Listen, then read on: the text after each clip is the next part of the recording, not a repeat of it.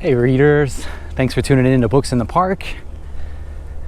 Hope you had a good week of reading. My wife and I took a little vacation, and so didn't get a video posted last week, but we did get some reading done, which is great. And also, excuse the helmet head, I rode my bike over to the park today, so, you know, looking like I just rolled out of bed, but I didn't.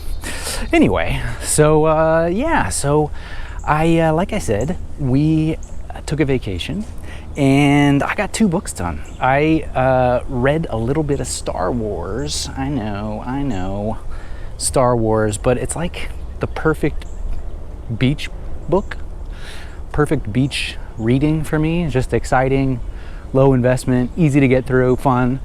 And so I know that I mentioned it in previous videos, but I enjoy the character Thrawn from the Star Wars series.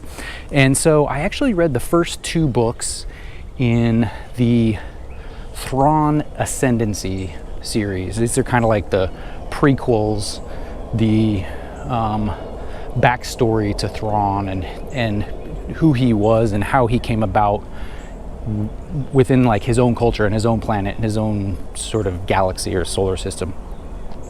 And for those of you who don't know, Thrawn is eventually an admiral in the Imperial Army, but he is not of that same galaxy. So I've mentioned before, I think that Thrawn is one of my favorite Star Wars characters. He's complex.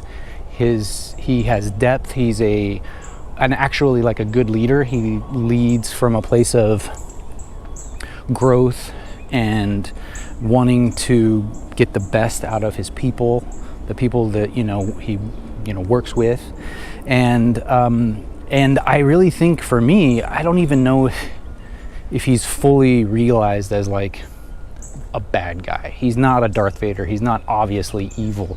He doesn't sort of fit into that, like the sort of Nazi trope that is the sort of the imperial, the empire. He's a much more nuanced character. And in this series so far, there's 3 books altogether. I've read the first 2. It sort of follows his rise within the Chiss Empire, which is his people are the Chiss, and he's an outsider. There's a great sort of political undertone. There's sort of a feel of like a heist going on, and there's obviously action and adventure. But he's also, even within his own culture, he is an outsider, and sort of his growth and his character arc in sort of winning over people within his own culture and his own society is very interesting. And then there's sort of these plots going on to undermine him because he is a strategic genius. He's not, he himself is not political, but the politics around him and sort of the military within the society are very interesting.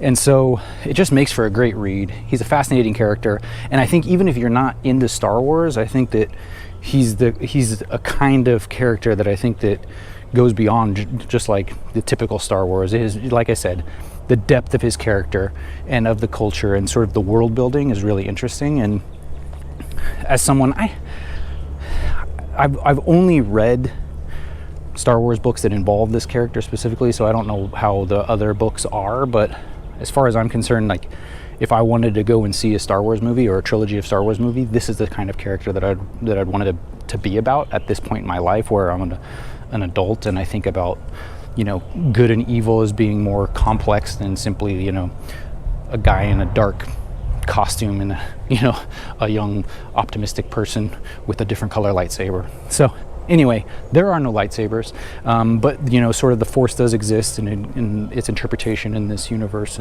it's very interesting. So even if you're not Star Wars, I think it might be worth just like picking it up and read a couple pages, see what you think.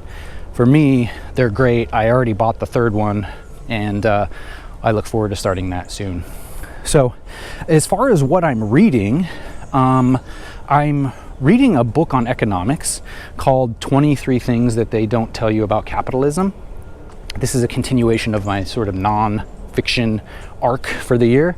And the book is basically exactly what it says, 23 chapters.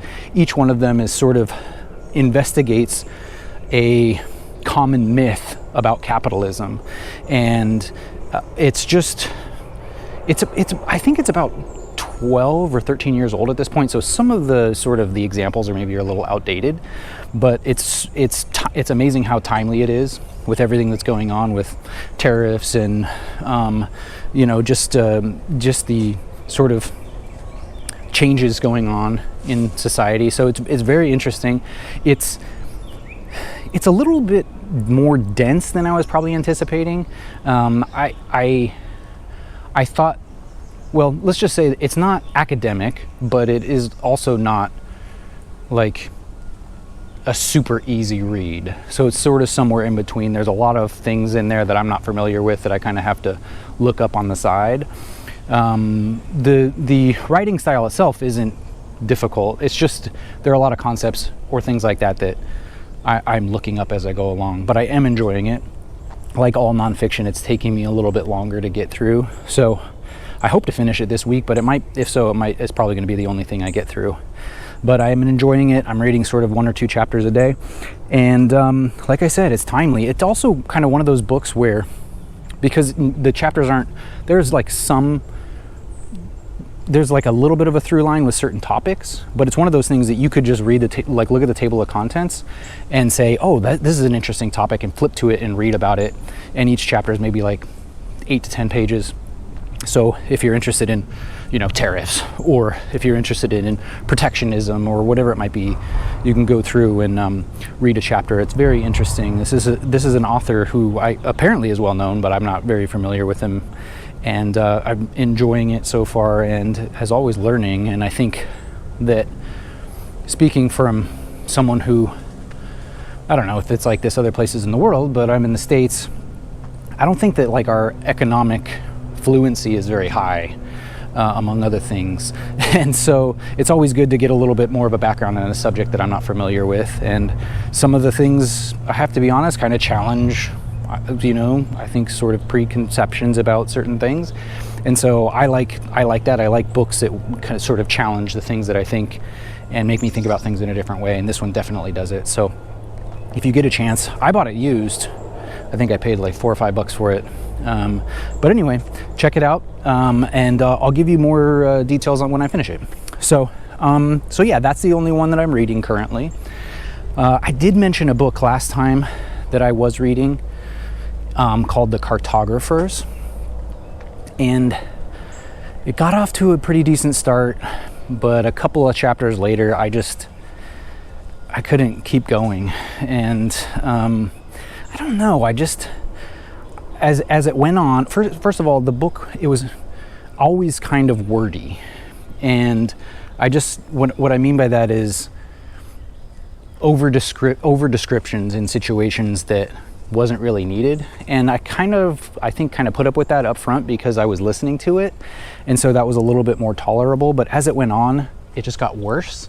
And I also started to not believe the characters.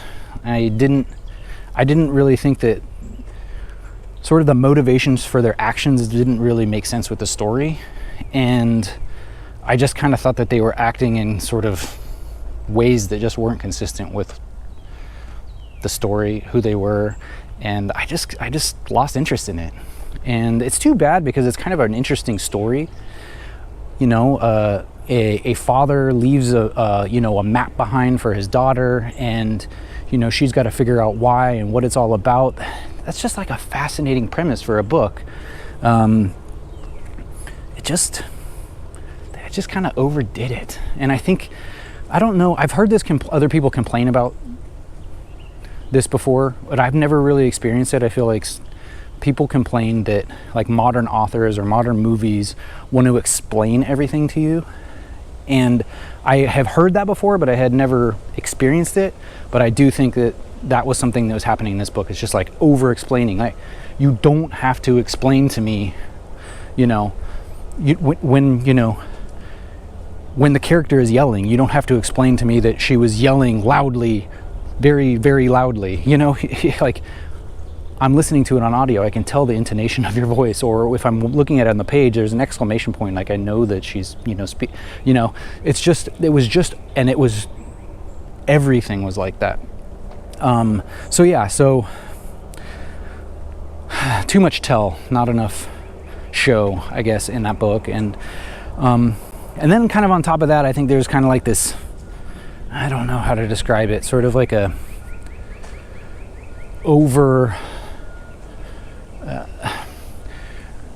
just like an overly sort of academic kind of, universities are so important and so impressive, and oh yes, my college friends are so amazing, and so on, and so everybody I know is so talented. Like, okay, I get it, you know, you went to a great school and it was a really impressive group of people. It just kind of like being like, just saying that once is fine. It's just like over and over and over. And nothing against university. I went to a good university. Like, I have a degree. Like, I get it. Like, it's a cool thing. But you don't have to do it for the first 8 chapters, like over and over, you know? So anyway, now that I've complained about show, not tell, I've told you way more than you need to know. So anyway, Cartographers, couldn't get through it. Who knows, maybe I'll try again someday, but for me right now, it's not there. So anyway, that's what's going on with me. I hope that you had a great week of reading, and I appreciate you tuning into the channel. Yeah, have a great week. Happy reading.